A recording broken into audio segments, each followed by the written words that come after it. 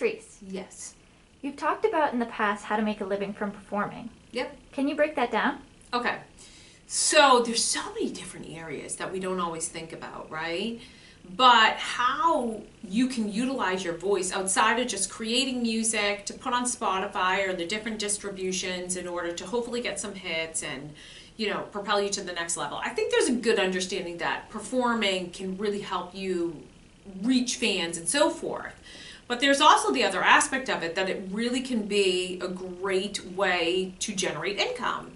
And so you can do that on many different levels. You could do it by going to local establishments, restaurants, bars, cafes, and you can see about doing, be it solo acts, you could find another, you know, be it piano player, guitar player, you could come together with them if you don't play an instrument, if you play an instrument yourself, or you want to learn to play an instrument yourself, you can do those solo kind of acts there. But you can do on that level there, you can also think about fairs and festivals. The thing with fairs and festivals, there's definite waves of that coming through, where you find in the winter months it's slower than when it is in more of like the spring, summer, and fall. Like that's, but it could be your rest time where you do more, you're creating your album kind of thing, right?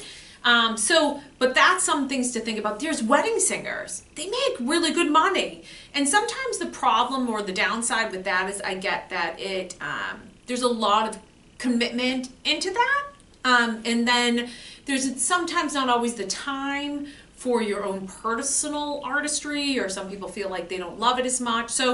But some people really do. Some people love singing covers, and they have a nice balance between being able to do those kinds of events and then switching over during maybe the morning hours or during the week if they don't have different commitments with that band. You know, they can work on more of their own artistry and creating their own music there. Because the wedding bands will do weddings, but there's also like corporate events, right, that have different things. You can, even with corporate events, you could reach out to them as well and just kind of say, hey, I'm a solo act. Or big companies, big businesses, think about when they do their luncheons, they, you know, like to have different singers or performers. Anthem is, just to kind of touch on that there, I love doing the anthem, and it can really generate awesome opportunity and credentials for yourself. Typically they don't pay.